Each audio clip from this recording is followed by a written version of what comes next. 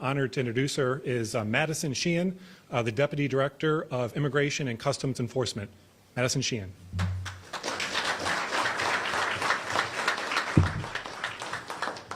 Good morning. Thank you all for joining us. Before we get started, I want to acknowledge the attack that happened in Dallas this week at our ICE facility and acknowledge the fact that we're praying for all the victims as well as the law enforcement officers that responded to the scene and acted heroically to continue to save more detainees' lives as we've seen footage come out in the recent days, but also working with the FBI throughout this investigation as we release more information to the American people. So with that being said, I want to acknowledge why we're here today. Today we're here to announce a historic agreement with the state of Florida, a 287G program that started on January 20th, thanks to President Trump.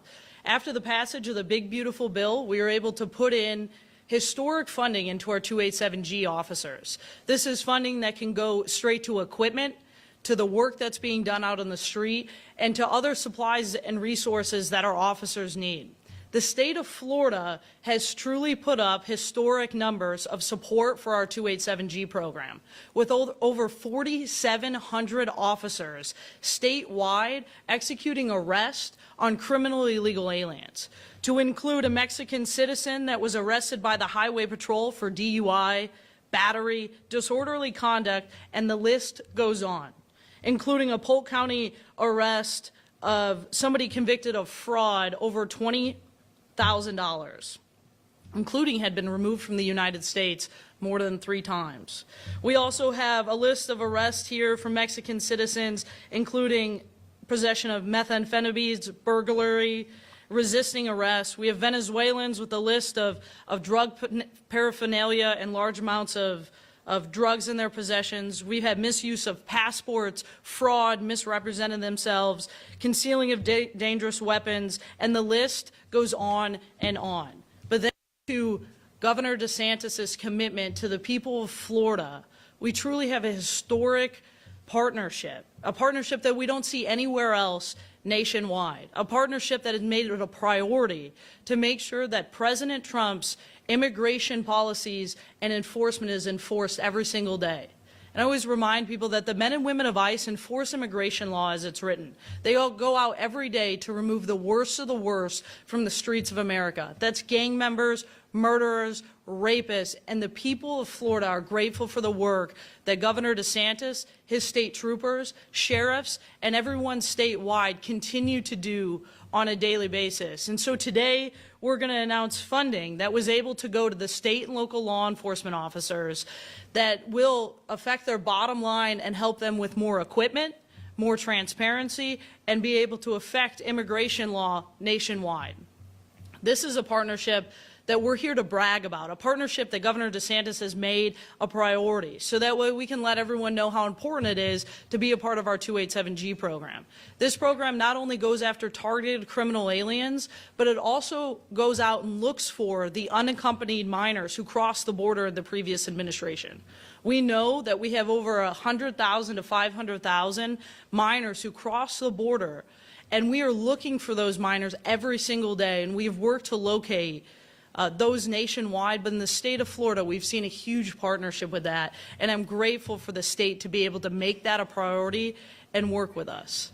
With that, I'd like to turn it over to Governor DeSantis, who's been a huge supporter of the men and women of ICE, who has had our back throughout this entire process, but also has gone out and done the work that's necessary for the American people and for the people of Florida to keep safe. Governor DeSantis? Thanks so much.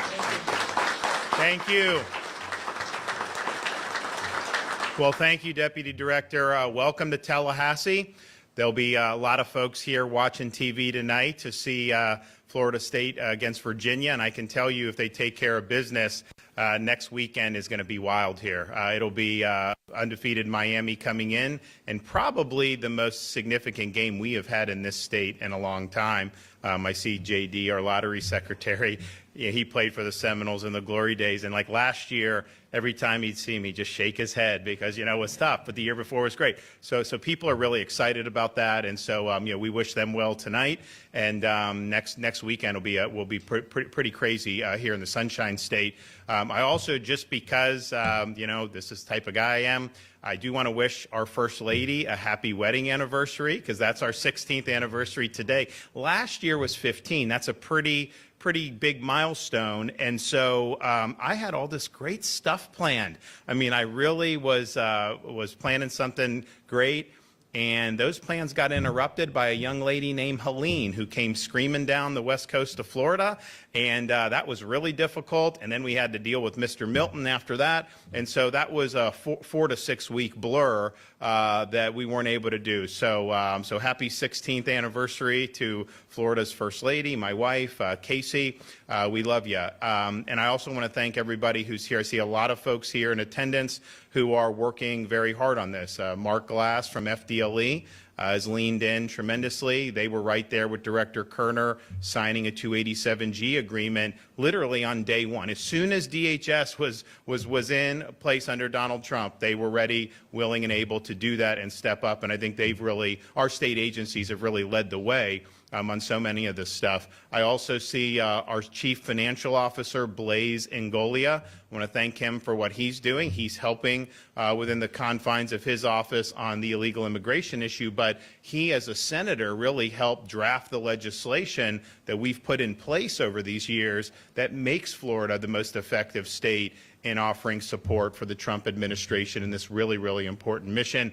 You may see him out and about now. He's tussling with some of these local politicians about, do you need to spend this much? Why not reduce people's property taxes? And I know people want to see a lot of relief on that. I also see Kevin Guthrie, Division of Emergency Management. Now they're doing great stuff with some of the processing and detention leading into deportation efforts, both Alligator Alcatraz as well as the deportation depot. I know they're working on a Panhandle Pokey, and who knows what else after that. If it can be mission critical, we want to be helpful. But the fact that he's here today means that we haven't seen any violent change in Invest 94, because I told him, I said, they say it's not going to hit us, but I just, so he's monitoring that, and obviously we'll be monitoring that going forward. So, and there's other people here doing great stuff, so many great sheriffs throughout the state of Florida. I think it's really appropriate that we're here at the Florida Sheriff's Association. I mean, Kerner was just down in Brevard County with Sheriff Ivey. They got like 400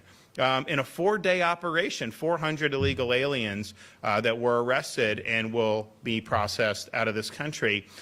Just incredible cooperation, local, state, and federal. So I'm glad that Florida stepped up for the 287G.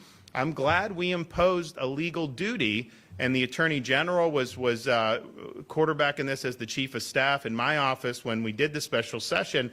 But the reality is, we do have a lot of folks that would want to be helpful. But when you have that duty, we say, here's the standard, all hands on deck, this is mission critical. That has been really important. And other states, I think, could learn a lot by what Florida's done in that situation. But when we've done all this stuff, it's funny because you'll have people in the media, they never talk about how much money is being spent on liberal initiatives. It's just like you never want to mention that, right? But on anything with immigration, it's like, oh, how much does that cost? This, that, and the other thing. And the reality is, and what we said from the beginning is, this is supporting an important federal mission. These things, like the detention facilities and stuff, those are going to be reimbursable. Our sheriffs are going to be able to get reimbursement. Our state agencies are going to be reimbursement. And some people tried to say that that wasn't going to happen. And I think today, with these checks, this is just the beginning. It's showing we're stepping up, doing the right thing. We're putting our folks through the proper training. We're doing all this, but we have a great working relationship with both the Trump administration writ large, but particularly DHS and ICE, and they're doing what they said that they would do to be able to support all these agencies. And so the mission continues on this. I think we've got a lot of momentum. I mean, I was just able to visit the deportation depot within the last few weeks, I think, and the cadence of flights has picked up there. The cadence down at Alligator Alcatraz has picked up. And I said from the beginning, I don't want to be like, the New York City model was take somebody here illegally, pay for them to be housed in a luxury hotel indefinitely. We don't want that. We want ICE has to go through process, and so we can be helpful for the processing, staging, and then provide them a pathway to be able to return the illegal aliens to their home country. And so that's what we're doing. And we, of course, won in court on Alligator Alcatraz. I know they're going to keep filing lawsuits on anything we do, but we're very confident that we're going to continue to be in the right on all of that. So thanks a lot. It's really been a great effort. And I can tell you, with the leadership that we have at ICE, with Tom Homan being there, all the different things, and obviously President Trump's vision and policy that he set out at the beginning, the difference between where we're dealing with in 2025 compared to 21, 22, 23, 24, I mean, it couldn't be more stark.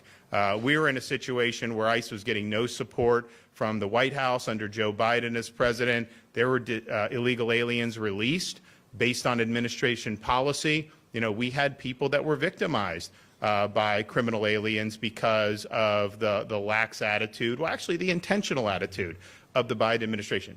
Times have changed.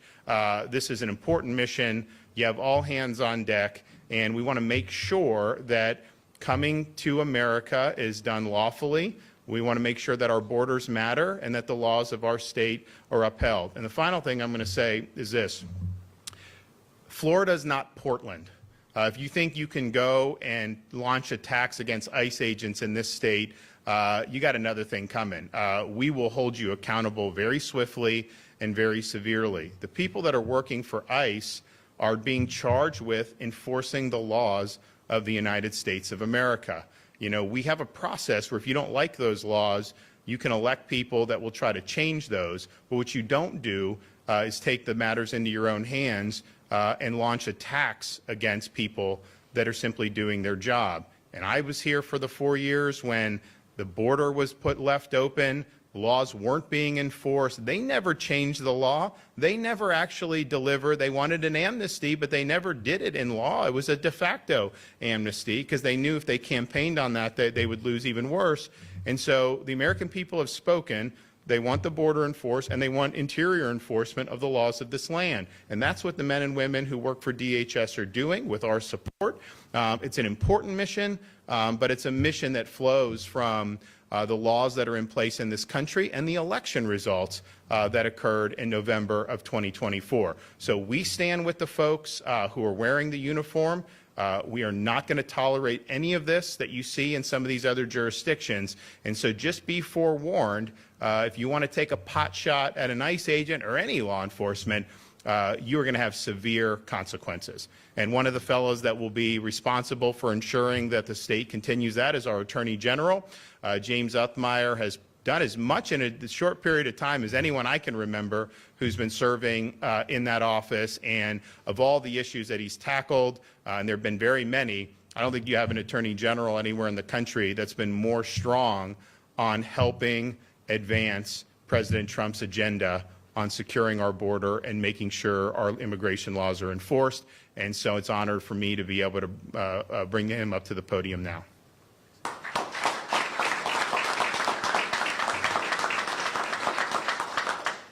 Thank you, Governor. Florida is all in on helping the Trump administration to deliver on their promises to secure the border for once and for all and to detain as many illegal immigrants as possible and get them back where they came from.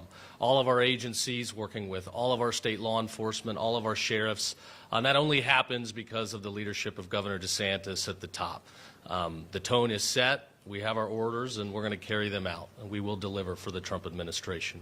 It's amazing what happens when you enable law enforcement to actually enforce the laws. We've got record crime lows here in Florida. They keep getting lower, and it's because we get it. If you support law enforcement, if you give them the tools they need to be successful, and then let them go do their job, they will protect our families and they will keep us safe. Just last week in Polk County, we announced over 240 arrests in a human trafficking child predator sting, and 48 of those arrested were illegal immigrants. 48. Every week we have one of these stings, whether it's drug trafficking, human trafficking, and there's always a large number of people that are illegal immigrants. And it shows, it highlights the dangers that came in through the open border. the large amounts of crime that came in through the open border. Now, not everybody is malicious that's here illegally. I get that.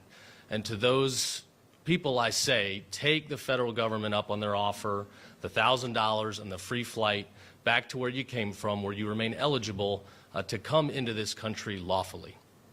And for those out there that are evil, that are malicious, here in Florida, we're coming for you. Now to our leadership at ICE, thank you. It's been a great partnership. I reiterate what the governor said. If anybody out there is trying to intimidate, threaten, or obstruct the ability for our federal law enforcement partners to do their job, we will be watching and we will hold you accountable. We launched a partnership with our state police and ICE where if people are doxing or revealing personal information about these federal agents or their families, we're going to be there and we're going to hold you accountable. That is against the law. And by God, if you injure or attempt to target one of these officers, we will prosecute you to the absolute fullest. So I conclude by thanking our law enforcement. We've got the best state law enforcement, the best sheriffs in the country. They work together every day to make this the safest state to raise a family. It's been an honor to have their backs. Our highway patrol is up and down the state. You see them on the side of the road. You see them doing the Lord's work, enforcing the law, and it's an honor to support them. So with that, I'll introduce Director Dave Kerner that oversees the highway patrol.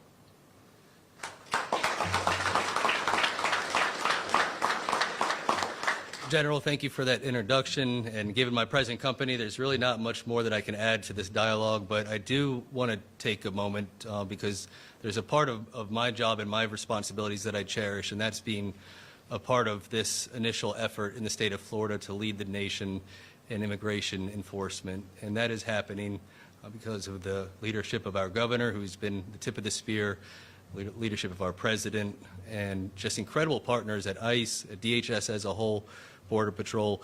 The governor mentioned that I just returned 2 hours ago. The colonel and I were on the ground in Brevard County with Sheriff Wayne Ivey. We apprehended over